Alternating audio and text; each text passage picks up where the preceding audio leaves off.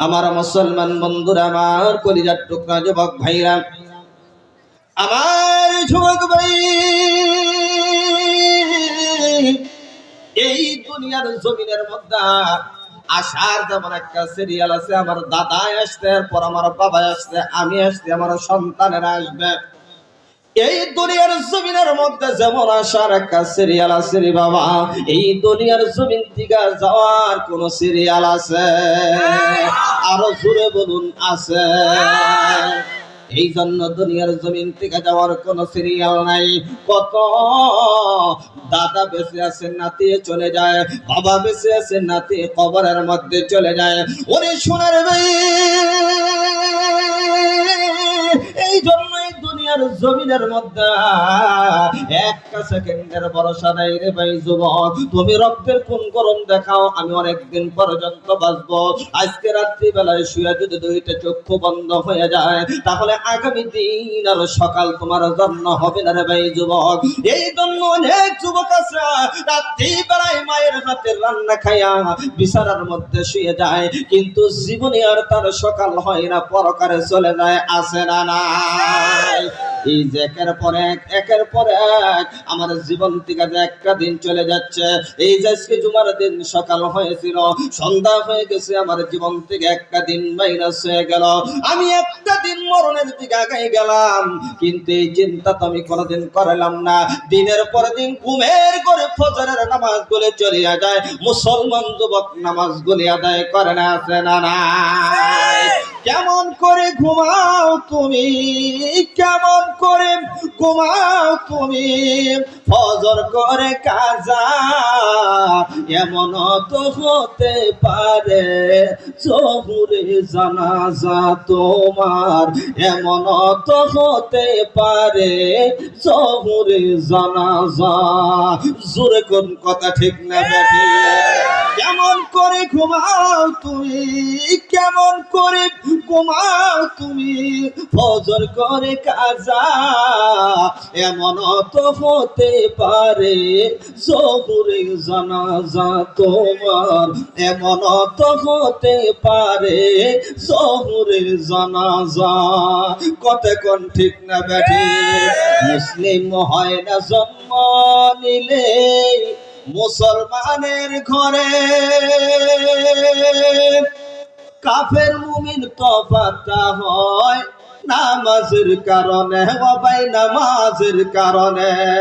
এই জীবনে নামাজ জানো, এই জীবনে সালাত জানো, হয় না কবু কাজা এমন তো হতে পারে, জহুরে জানাজা তোমার এমন তো হতে পারে, জহুরে জানাজা। চিৎকার দিয়ে বলুন না মারহাবা। আমার ভাইদের, আমার বন্ধুরা, এইবার দিনের ক্যান্টা লেগে দেই রে বাবাজি। আমি বেশি লম্বা আলোচনা করবো না, রাত্রি অনেক হয়ে গেছে। ডাইনে বামে তাকাবেন না রে বাবাজি, আমার দিকে তাকায়া তাকান। আমার মুসলমান বন্ধু, আমি আপনাদের সামনে কোরআনুল কারীম থেকে যে আয়াতে কারিমা তেলাওয়াত করেছি, তার সারমর্ম নিয়ে কিছু আলোচনা করব। ওয়া মা তাওফীকি ইল্লা বিল্লাহ। চিৎকার দিয়ে বলুন না আমিন। বাবা, তার আগে কথা এসে গেল, এই নামাজ আমাদের দরকার আছে না নাই? এই যে আমার দিকে ডাইনে বামে কোনো দিকেই তাকানো যাবে না, আমার অভ্যাস খুব খারাপ। এই জন্য আমার দিকে তাকায় থাকবেন, নয় কিন্তু ওয়াজ হবে না। আমার ওয়াজ শুনছেন এর আগে? আপনাদের এলাকায় আসতে কি করেন? আসিও নাই, শোনানো নেই। এক এক বক্তার এক এক ক্যাটাগরি, এক এক অভ্যাস থাকে, থাকে না? কথা কান না? আমার অভ্যাস হলো আপনারা অন্যদিকে মনস্ক হবেন না, মনোযোগী দিবেন না। আমি যা বলবো খুব গুরুত্ব দিয়ে শুনবেন ইনশাআল্লাহ। এই যে নামাজগুলি চলে যায় আমাদের জীবন থেকে, এই নামাজগুলি আমাদের দরকার আছে না নাই? আরেকটু জোরে আছে না নাই? মসজিদের মধ্যে নামাজি, আমরা নামাজ পড়ার জন্য যাই, নামাজের মধ্যে যে দাঁড়াই, যখন ইমাম সাহেব তাকবীরে তাহরিমা বলছে, আল্লাহু আকবার, ইমাম সাহেব বলছে, আমরাও সাথে সাথে বইলা নামাজের মধ্যে দাঁড়াইছি। এইবার মনোযোগ কি আমাদের নামাজের ভিতরে আছে বাবা? কথা কয় না। মনোযোগ নামাজে আছে? মনোযোগ নাই নামাজের মধ্যে। আবার দেখবেন নামাজের মধ্যে দাঁড়াইয়া মনোযোগ তো নামাজে নাই। আপনাদের শহর এলাকার ভিতরে দেখবেন মাঝে মধ্যে, আপনাদের এইদিকে হয়তো যায় না, আমাদের টাঙ্গাইলে মাঝে মধ্যে কারেন্ট চলে যায়। আপনাদের এদিকেও কি যায়? মনে করেন নামাজের মধ্যে দাঁড়াইছে, এখন এই আল্লাহর বান্দা তার মনে নাই যে নামাজে দাঁড়াইছে, নামাজের দ্বারাই বিভিন্ন চিন্তা ভাবনা করতেছে, হায় হায় দোকান যে খুলে রেখে আসলাম, শাটার তো নামাইলাম না, আবার চোরে কি মালটাল নিয়ে দৌড়াই নাকি, এই সমস্ত চিন্তা ভাবনা করতে করতে হঠাৎ করে গেছে কারেন্ট। কারেন্ট যায় না, কথা কয় না, কারেন্ট যায় না, কি কম কারেন্ট যখন গেছে, এর তো নামাজের চিন্তা নাই, কারেন্ট যাওয়ার সাথে সাথে নামাজের মধ্যে কই হচ্ছে হে আছে না, না এরকম হয় কি হয় না, এত আর মনে নাই নামাজে কয় হে, তার মানে গেছে কারেন্ট গেছে, কি কম এর মনে নাই। এরকম নামাজি আছে না নাই? আবার আমাদের টাঙ্গাইলের মধ্যে একদল নামাজি আছে, মসজিদে যাইয়া এই যে দেখবেন মসজিদের মধ্যে আপনারা যদি একটা মসজিদ দেন, এই জায়গায় এক ফ্যান, এই জায়গায় এক ফ্যান, এই এক ফ্যান, এই এক ফ্যান, ফ্যান দিয়ে মসজিদ ভরে ফেলাইছে, আছে না, কি কর টাকা যদি বেশি থাকে এসি লাগাই দিবেন। ফ্যান দিয়া বইরা যখন ফেলাইছে, কিছু কিছু ভদ্রলোক আছে দেখবেন যে লুঙ্গি একটা পিন্দা, টি শার্ট একটা গায়ে দিয়া যাইয়া নামাজে দাঁড়াইছে, কথা কয় না, কথা মনে হয় বলছেন, আছে না নাই? দাঁড়াইছে তখন ফ্যান যখন শক্তি একবারে স্টার্ট দেয়, এই বাতাস কি আর এক জায়গায় থাকে কি গো? এই বাতাস দেয়ার নিচে টাইলসের মধ্যে বাড়ি মাইরা এবার উঠতেছে, পাস হইতেছে লুঙ্গির ভিতর দিয়ে, হয় না কি গো? লুঙ্গির ভিতর দিয়ে পাশে একদম লুঙ্গি ফুইলা একদম দোল হইয়া রয়েছে। আপনারা কি কন এটারে? আর কি কন এটারে? বের হইয়া মানে ফুইলা গেছে লুঙ্গি। এখন পিছে দিয়ে যারটাই সুন্নত করতেছে, ও তো সিজদায় গেছে, ও তো আর জানে না, ও সিজদায় থেকে উঠপার নিয়ে মাথার মধ্যে লুঙ্গি বাজাই দিয়ে উঠে পড়ছে, আছে না নাই? এইরকম হয় নামাজি। এই জন্য মসজিদে যাব, মনোযোগকারী নামাজের মধ্যে থাকে, নামাজগুলি সুন্দর করে পড়ব। চিৎকার দিয়ে বলুন আমিন। আমার ভাইরা, আমার বন্ধুগণ, রাগ করতেছেন আপনারা? ওয়াজ যদি 1 ঘন্টার সময়, আসলে আমি কেবল চুরি করি নাই, ওয়াজের আগামাতায় যাই নাই, শুধু খুতবাটা পড়ছিলাম। 1 ঘন্টার সময় করলে তো প্রধান বক্তা এই সময় পাবো না, প্রধান মেহমানও আছে। 1 ঘন্টা না, অল্প সময়ের ভিতরে দেখি কিছু আলোচনা করা যায় কিনা। আবার এই যে প্রধান অতিথি সব 50,000 দেয়া গেল, আপনারা কয়েকজন আছেন 50,000 করে দিবেন নিয়ত করে বই রয়েছেন, আবার কয়েকজন আছে হুজুর আমি অত দিহাম না, 20,000 করে দিব, এই রহমত মনে হয় 10-15 জন আছেন, হয়তো তার কাছ থেকে একটু নেওয়া লাগবে, তার আগে কিছু আস্ত করার লাগবে, কি কর, যেহেতু সেই টাঙ্গাইল থেকে কষ্ট করে আসবে, কিছু আর শুনবে তো ইনশাল্লাহ, ওয়াজগুলি শুনবো। এই জন্য আমি বলবো আমার নিজের ইখলাসের নিয়তে, ইসলাহ হওয়ার জন্য, আপনারাও শুনবেন এই নিয়তে। চিৎকার দিয়ে বলুন আমিন। আমার ভাইরা, আমার বন্ধুগণ, এবারে দিলেন কানটা লাগাইয়া দেন। আমার আল্লাহ পাক রব্বুল আলামিন বলেন, ইয়া আইয়ুহাল্লাযীনা আমানু হাল আদুল্লুকুম আলা তিজারাতিন তুনজিকুম মিন আযাবিন আলীম।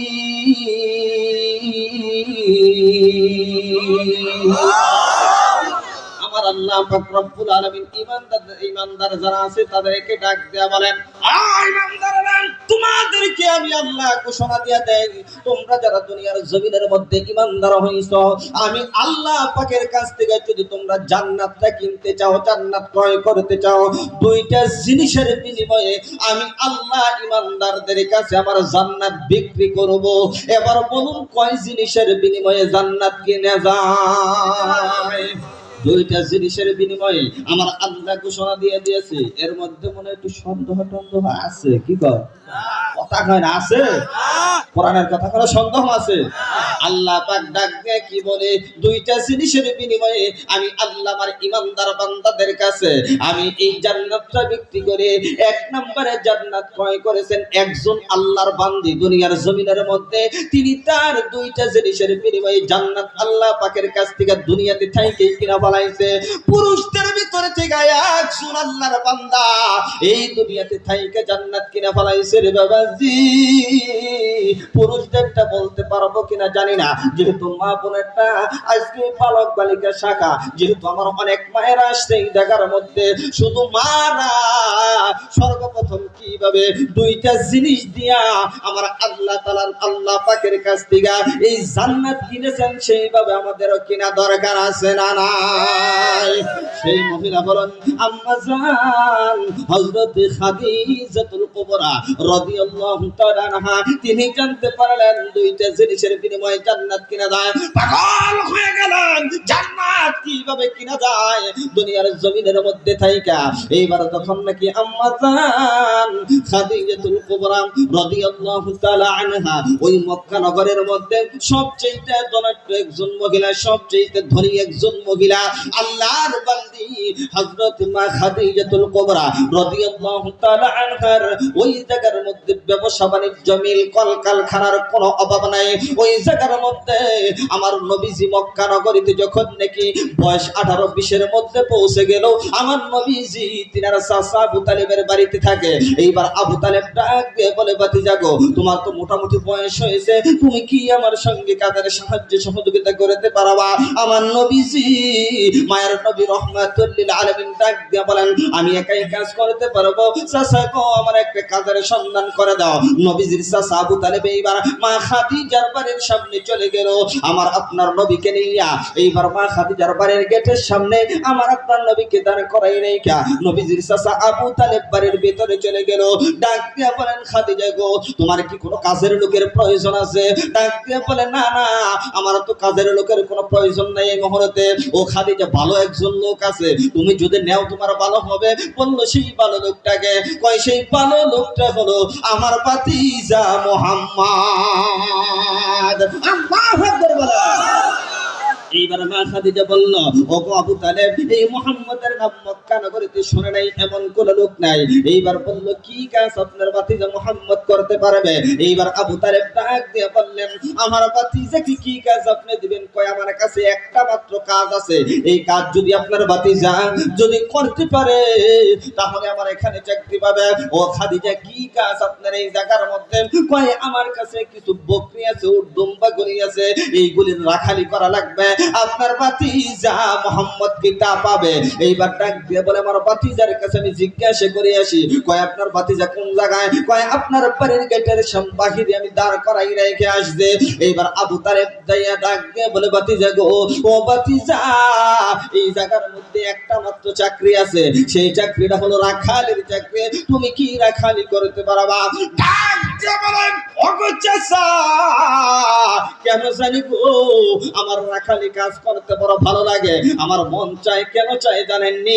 এই পৃথিবীর জমিনের মধ্যে আমার আল্লাহ যতগুলি নবী রাসূল পয়গম্বর পাঠাইছেন, সমস্ত নবীদেরকে নবুয়তি দেওয়ার আগে আমার আল্লাহ তাদেরকে রাখাল বানাইছেন। তাহলে আমার আপনার নবীকে নবুয়তির আগে রাখাল বানানো দরকার আছে না না? আছে না না? রাগ করেন, বিরক্ত হন আপনারা। এইবার মুসলমান ভাইরা আমার, এইবার গভীর মনোযোগ লক্ষ্য করুন। এইবার আবু তালেব ভিতরে চলে গেল। যেই ডাক দিয়ে বলেন খাদিজা গো, আমার ভাতিজা মুহাম্মদ তো এই রাখালি কাজ করার জন্য আগ্রহ আছে। এইবার মা খাদিজা বলে তামাম বিশ্বের মানুষের রে, আমি শুধু এতদিন পর্যন্ত এই মুহাম্মদের নামটা শুনেছি, আমার জবান আমার চক্ষু দিয়ে আমি কোনোদিন দেখি নাই। আমি সর্বপ্রথমে যেদিন একটা নজর দেখার জন্য আমার হবু স্বামী মুহাম্মদকে দেখার জন্য আমার নিজ খাস কামরা থেকে আমি বাহির হইয়া আমার বাড়ির গেটের সামনে যখন চলে গেলাম, আরবের জমিনের মধ্যে ওই সময় প্রখর রোদ্রি চলতেছিল। এত রোদ্রি তাপের যন্ত্রণায় ওই বালুর কোনাগুলো টকবক টকবক করতেছে। আমি খাদিজা গেটের সামনে যেয়ে দেখি রহমাতুল লিল আলামিন নবী ওই বালুর কোনার গুলির উপরে দাঁড়াই রইছে, এমন ভাবে দাঁড়াই রইছে চতুর্দিকে সূর্যের আলো দেখা যায়, কিন্তু রহমাতুল লিল আলামিনের মাথার উপরে একখণ্ড মেঘের টুকরা এসে ছায়া দিতেছে। আল্লাহু আকবার বলেন। ভালোবাসার জায়গা মদিনা, ভালো লাগার জায়গা মদিনা, বলুন ভালোবাসার জায়গা মদিনা, ভালো লাগার জায়গা মদিনা। এত সুন্দর জায়গা কোথাও দেখি না, এত সুন্দর জায়গা কোথাও দেখি না, সাজিয়েছেন দয়াল রব্বানা ভালোবাসার জায়গা মদিনা, বলুন ভালো লাগা। মদিনা শরীফে নূরের খাজিনা, মদিনা শরীফে নূরের খাজিনা, আশিক সারা অন্য বোঝে না, ভালোবাসার জায়গা মদিনা, বলন ভালো লাগার জায়গা মদিনা। আপনারা বিরক্ত হইতেছেন কি গো? এই যে সাউন্ড দেখতেছেন, গলায় সাউন্ড কম কি কম? আমাদের টাঙ্গাইলে প্রোগ্রাম করলে আমি 2টা করে করি, আজকে আপনাদের গাজীপুরে আসতে একটা প্রোগ্রাম নিয়ে আই, এরপরে দেখি যে সাউন্ড দিতেছেন মনে হয় অর্ধেক ঘুমাই রয়েছে। আলহামদুলিল্লাহ গো, আর একটু জোরে করছেন দেখি আলহামদুলিল্লাহ। এটাই কি আপনাদের শেষ জোর না আরো কিছু আছে? হ্যাঁ আলহামদুলিল্লাহ, আপনারা খুশি তো ইনশাল্লাহ? কিছুক্ষণ আছেন তো ইনশাল্লাহ? আলহামদুলিল্লাহ। এই বাহার চলুন ডাইনে ভাবে না যে সরাসরি আলোচনার দিকে ঢুকি। ডাইনে ভাবে অনেক কথা ছিল আমার, কিন্তু সব কাটসাট করে মূল আলোচনার দিকে ঢুকবো। আমার বাবাজিরা, এইবার মা খাদিজা বলে সর্বপ্রথম যেদিন আমি দেখার জন্য যাই, আমি যেহেতু দেখলাম মেঘের এক খণ্ড আইসা আমার নবী রহমাতুল্লিল আলামিনের মাথার মধ্যে ছায়া দিতেছে, আমি বুঝে গেলাম এই মানুষ নিশ্চয়ই একজন মহামানব হবে। এইবার আমি লেগে গেলাম বিভিন্ন ভাবে এই মুহাম্মদ আমি পরীক্ষা করতে লাগলাম। পরীক্ষা শেষে আমি বুঝলাম তিনি সত্যিকার একজন ভালো মানুষ। এরপরে আমি বিবাহের প্রস্তাব দিলাম, বিবাহ হয়ে গেল, আমি নবীর খেদমত করতে লাগলাম। আমার আল্লাহ ডাক দিয়ে বলে দিয়েছেন, আজ দুনিয়ার ইমানদার বান্দা বান্দিরা, তোমরা যদি আমি আল্লাহ পাকের কাছ থেকে জান্নাত কিনতে চাও, 2টা জিনিসের বিনিময়ে কিনা লাগবে। 1 নম্বর হলো জান, 2 নম্বর হলো মাল। 1 নম্বর কি? কথা কর। 1 নাম্বার জীবন দিতে হবে আমার আল্লাহর জন্য, 2 নাম্বার মাল দিতে হবে, টাকা পয়সা খরচ করা লাগবে আমার আল্লাহর জন্য। মা খাদিজা চিন্তা ভাবনা করলো, আমার জীবনটা এই রহমাতুল লিল আলামিনকে আমি বিলীন করে দিব, আমার জীবন আমি তিনাকে এইভাবে হাদিয়া দিয়ে দিব। এইবার তাই হয়ে গেল। আম্মা জান হযরতে খাদিজা বিবাহ হয়ে গেল আমার নবীজির কাছে। এইবার যখন নাকি বিবাহ হয়ে গেল, আল্লাহর নবী হেরা গুহার মধ্যে যখন ধ্যান করে, আম্মা জান সকাল বিকাল হইলে ওই জায়গা থেকে খাবার গুলি নিয়ে সকালে একবার যাইতেন, বিকালে আবার যাইতেন ওই জায়গার মধ্যে, হীরা গুহার মধ্যে। এখন তো বাবা সিঁড়ি হইছে, তখন কোন সিঁড়ি ছিল না, অনেক কষ্ট করে অত উপরে পাহাড়ের উপর ওঠা লাগছে। আম্মা জান খাদিজা 40 দিন পর্যন্ত যখন নাকি আল্লাহর নবীর জন্য সকাল বিকাল খানা নিয়ে গেছে, আল্লাহর নবী কোনো কিছু বলেন নাই। কিন্তু 40 নম্বর দিন যখন নাকি খানা নিয়ে উঠতেছে, আম্মা জানের শরীরটা সেই দিন অসুস্থ, তিনি শরীর নিয়ে লড়তে পারে না। কিন্তু আল্লাহর নবীর জন্য তো খানাগুলো ওই জায়গার মধ্যে পৌঁছাইতে হবে। আম্মা জান শরীরটা বড় অসুস্থ লইয়া খানা হাতের মধ্যে নিয়ে মস্কের ভিতরে পানি লইয়া এবার রওনা হয়ে গেল হীরা পর্বতের দিকে। সিঁড়ি উঠতেছে, কিন্তু আম্মা জান সিঁড়ির উপরের দিকে আর উঠতে পারে না, মাঝ পর্যন্ত যায় বসে পড়েছে, ওই জায়গার মধ্যে বসে রয়েছে, বিশ্রাম নিতেছে। এরপর আবার কিছুক্ষণ পরে আবার উপরের দিকে ওঠা আরম্ভ করেছে, আবার উঠতে পারে না, শরীর বড় ক্লান্ত হয়ে গেছে, আবার বসে পড়েছে। এইভাবে আল্লাহর নবী দেখে ফেলেছে। এমন সময় নবীজির কাছাকাছি যখন চলে গেছে, আমার নবীজি মা খাদিজাকে দেখে মুস্কি মুস্কি হাসতেছে। একবার জোরে জোরে বলা যাবে কি সুবহানাল্লাহ? মা খাদিজা ডাক দিয়ে বলে, ওগো আল্লাহর নবী, এতদিন পর্যন্ত আপনার জন্য খানা করে নিয়ে আসলাম, একটা দিনও হাসান নাই। আজকে আমি এত কষ্ট করে আপনার জন্য খানা নিয়ে আসলাম, আমি অসুস্থ হয়ে গেছি, আমার কষ্ট দেখে নবী গো আপনি কি মনে আনন্দ পাইতেছে? আল্লাহর নবী ডাক দিয়ে বলেন, খাদিজা রে, না না না, তোমার কষ্ট দেখে আমি মনে আনন্দের জন্য হাসি না। আর আমি রহমাতুল্লিল আলামিন গো, তাহলে কেন আপনি হাসেন, মুস্কি মুস্কি হাসেন? ওরে খাদিজা, আমি তো মনের আনন্দেই হাসি। কেন গো নবী, আমার কষ্ট দেখে কি আপনার মনে এত আনন্দ? না রে খাদিজা, তোমার এই কষ্ট দেখে আনন্দ না, কেন আনন্দ? তোমার এই কষ্ট দেখিয়া আমার মহান রব্বে কারীম, আমার মহান রব্বুল আলামিন এত পরিবারে খুশি হয়েছে। আমার আল্লাহ খুশি হইয়া, খাদিজা, আমার আল্লাহ তোমার প্রতি খুশি হইয়া জিবরাইলের মাধ্যমে আমার আল্লাহ তুমি খাদিজাকে সালাম জানাইছে। ওরে খাদিজা, এই জন্য আমি হাসি, এই সুখের জন্য আমি হাসি। এইবার সংক্ষেপ করে দিলেন আম্মা জান খাদিজা রাদিয়াল্লাহু তাআলা আনহা দুনিয়ার জমিন থেকে বাবা ইন্তিকাল করবেন, বিদায় নিয়ে চলে যাবেন। এমন একদিন এক মুহূর্তে আল্লাহর নবীকে ডাক দিয়ে বলেন, ও নবীজি, মায়ার নবী রাহমাতুল লিল আলামিন গো, আমি তো দুনিয়ার জমিন থেকে বিদায় নিয়ে চলে যাব, কিন্তু আপনার কাছে তিনটা ওসিয়ত। কয়টা ওসিয়ত? আরো জোরে বলুন, কয়টা ওসিয়ত? সহিহ কিতাবের মধ্যে আলোচনা তিনটা ওসিয়ত। কি কি ওসিয়ত? আম্মা জান ডাক দিয়ে বলেন, আল্লাহর নবী গো, আমি দুনিয়ার জমিন থেকে বিদায় নেওয়ার আগে তিনটা ওসিয়ত করে দেব, তিনটা আবদার করব। নবী আপনি আবদার করে রাখবেন কিনা? আল্লাহর নবী ডাক দিয়ে বলেন, খাদিজা গো, আমাকে ভালোবাসা তোমার জীবন তুমি বিলি করে দিছো রে খাদিজা। তোমার কোটি কোটি টাকার সম্পদ, এই মক্কা নগরের মধ্যে সবচেয়ে ধনী মহিলা তুমি ছিলা। ওরে খাদিজা, আল্লাহর জান্নাত কিনতে যায় তুমি সব সম্পদগুলি আমার উম্মতের জন্য দান করে দিছো। ও খাদিজা, আজকে তুমি দুনিয়ার জমিন থেকে বিদায় নিয়ে চলে যাও, তুমি কি আবদার করবা, কি চাইবারে আমার কাছে? আম্মা জান খাদিজা ডাক দিয়ে বলেন, নবী গো, মায়া নবী, দুনিয়ার কোন জিনিস আমি আপনার কাছে চাইবো না গো নবী। ও খাদিজা, তুমি কি চাইবারে আমার কাছে? এইবার মা খাদিজা ডাক দিয়ে বলেন, নবী গো, আমি দুনিয়ার জমিন থেকে বিদায় নিয়ে যেই দিন চলিয়া যাব, আর আমি দুনিয়ার সাধারণ কোন কাপড়ের কাপড় দিয়া আমি খাদিজাকে তার দাফনের কাপড় পরাবেন না গো নবী। ও গো খাদিজা, তাহলে কি তোমার কাপড় দিব কোথায় দিগা?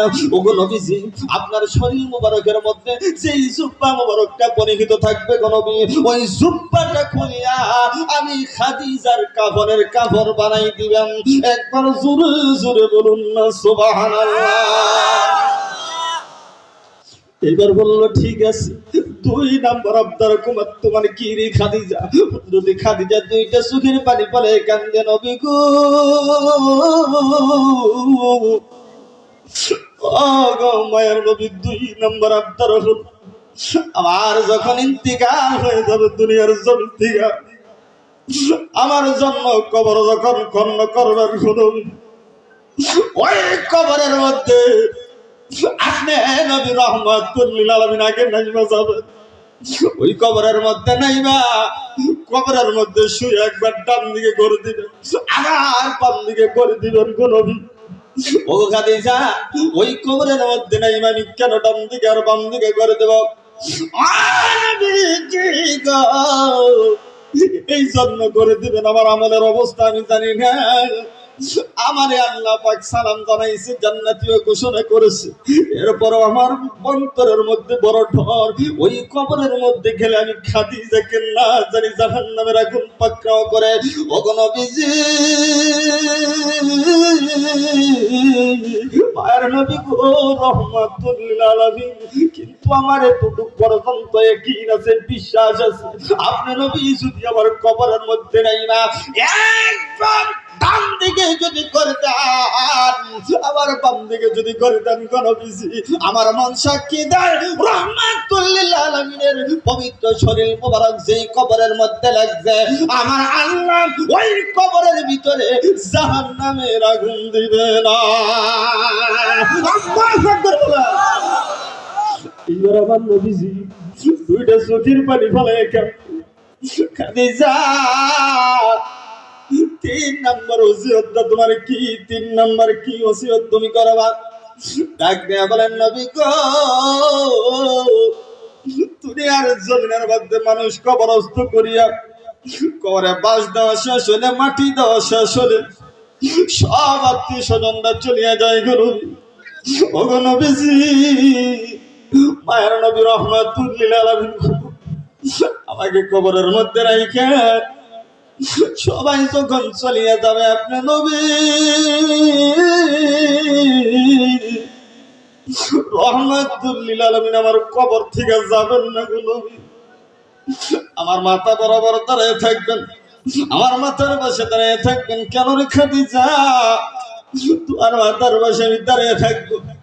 ও নবীজি, আমি শুনেছি আপনার কাছে কবরের মধ্যে নাকি মুনকার নাকির ফেরেশতা আসে, বড় ভয়ানক আকৃতিতে আসে, আমি ওই মুনকার নাকির ফেরেশতার ভয়ঙ্কর চেহারাগুলি দেখিয়া না জানি তাদের প্রশ্নের জবাবগুলি ভুলে যায়। ওরে মা, ওরে বোন, মা খাদিজার মতো একজন আল্লাহর বান্দী যিনি রাসূলের সর্বোচ্চ সেবা যত্ন করিয়া জান্নাতের সার্টিফিকেট পেয়েছেন, এই মা যদি বলে তিনি কবরের ভিতরে জান্নাতের আগুন দেখে ভয় পাই, ওরে মা তুমি আর আমি কেমন নারী, তুমি কেমন নারী ওই কবর দেখে ভয় পাও না, ওই কবরের কথা চিন্তা করি না, ওই কবরের কথা আমরা স্মরণ করি না, ওই কবরের কথা যদি আমরা প্রতিদিন 20 বার পর্যন্ত যদি স্মরণ করতে পারি, মায়ার নবী ডাক দিয়ে বললেন ওই দিন যদি মানুষটা মরণ হয়ে যায়, ওই মানুষটা বিনা হিসাবে আল্লাহর জান্নাতে যাবে।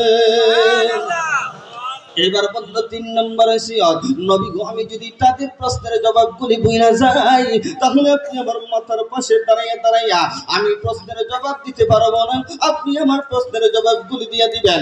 এইবার আল্লাহর নবী ডাক দিয়ে বলেন, খাদিজা রে, একজনের প্রশ্নের জবাব আর একজনে দেওয়া যায় না। এইবার সংক্ষেপ করলাম। এইবার আম্মাজান খাদিজা রাদিয়াল্লাহু তাআলা আনহা দুনিয়ার জমিন থেকে বিদায় নিয়ে চলে গেলেন। বিরক্ত নেন আপনারা? আর কিছুক্ষণ, আর অল্প সময় আছেন তো ইনশাআল্লাহ। এইবারও যখন নাকি মা খাদিজা দুনিয়ার জমিন থেকে বিদায় নিয়ে চলে গেলেন, বাবা রে এইবার গভীর মনোযোগ, একজন লোক ওঠা লড়ালড়ি দিবেন না। এইবার যখন নাকি মা খাদিজা চলে গেলেন দুনিয়ার জমিন থেকে বিদায় নিয়ে, আল্লাহর নবী ওসিয়তুল্লাহ তিনার জুব্বা মোবারক দিয়া মা খাদিজার দাফন করানো হলো। আল্লাহর নবী কবরের মধ্যে নেমে গেলেন, কবরের মধ্যে মা খাদিজাকে নিজের হাতে শোয়া দিলেন। ওইবার মাটিটা কমপ্লিট করিয়া আল্লাহর নবী মা খাদিজার কবরের মাথা বরাবর দাঁড়াই রইলেন। সময় অনেক সময় পর্যন্ত চলিয়া যায়, কিন্তু রে বাবা কবরের ভিতরে মুনকার নাকির ফেরেশতা আসে না।